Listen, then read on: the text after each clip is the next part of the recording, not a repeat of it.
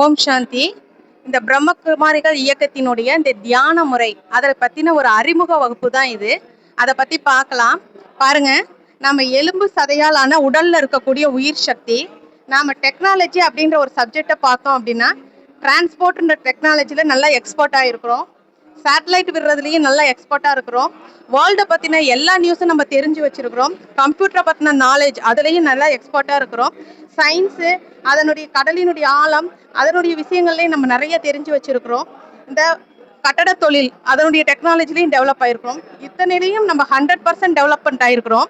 ஆனால் நம்ம குணங்கள் அப்படிங்கிற ஒரு சப்ஜெக்டை பார்த்தோம்னா, நம்ம தாத்தா பாட்டி வாழ்ந்த காலத்துல இருந்த ஒரு அன்பு இருக்கா, ஒரு யதார்த்தமான அன்பு இருக்கா, ஒரு அமைதி இருக்கா, ஒரு நிம்மதி இருக்கா, ஒரு திருப்தி இருக்கா, ஒரு மகிழ்ச்சி இருக்கா? அப்ப குணங்கள் அப்படிங்கிற சப்ஜெக்ட்ல நம்ம 0 ஆயிட்டோம். டெக்னாலஜி அப்படின்ற சப்ஜெக்ட்ல நம்ம 100% டெவலப்மெண்ட்ல இருக்கிறோம். இதை எப்படி நம்ம சரியான முன்னேற்றம்னு சொல்ல முடியும்? சரியான முன்னேற்றம்னா நம்ம குணங்கள்லையும் டெவலப் ஆயிருக்கணும், நம்ம டெக்னாலஜிலையும் டெவலப் ஆயிருக்கணும். அதுதானே சரியான முன்னேற்றம் சொல்ல முடியும். இப்ப அதற்காக தான் இப்ப நான் யாருன்னு ஒரு சப்ஜெக்ட் நமக்கு தெரியல. நமக்கிட்ட செல் இருக்கு, நெட் கனெக்ஷன் இருக்கு, என்ன கொஸ்டின் போட்டாலும் ஆன்சர் கிடைக்குது. அப்ப இந்த உலகத்தை பத்தின எல்லா விஷயங்களையும் நம்ம டெவலப் ஆயிருக்கிறோம்.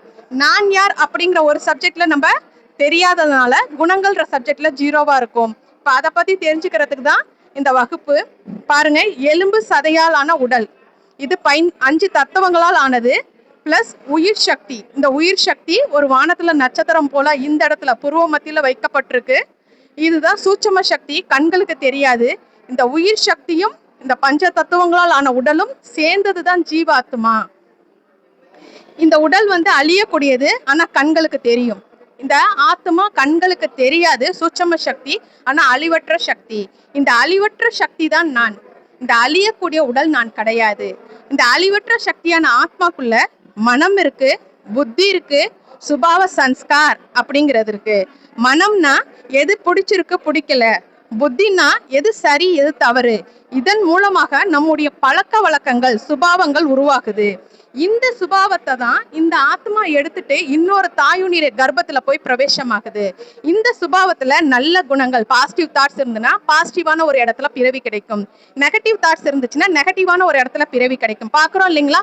பிச்சைக்காரங்க வீட்லயும் குழந்தைங்க பிறக்கிறாங்க, பணக்காரங்க வீட்லயும் குழந்தைங்க பிறக்கிறாங்க. எதை எடுத்துட்டு போனாங்க? இப்ப இந்த சுபாவம் அப்படிங்கிறது யாருடைய கண்ட்ரோல்?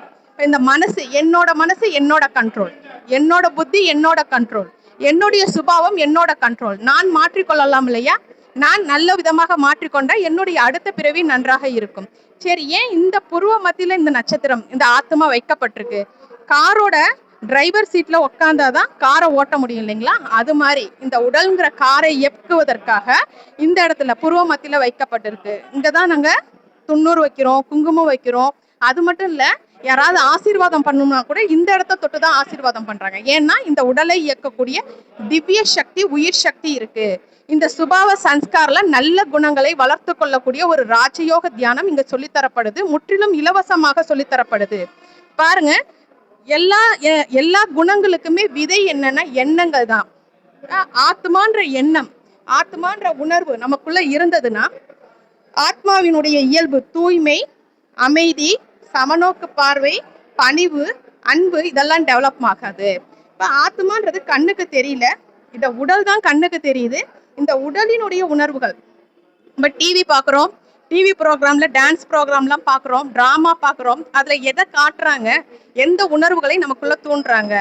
நம்ம மனசு எப்படின்னா, எதை பார்க்கின்றோமோ, எதை கேட்கின்றோமோ, எதை பற்றி சிந்திக்கின்றோமோ நாம் அதுவாக ஆகிவிடுவோம்.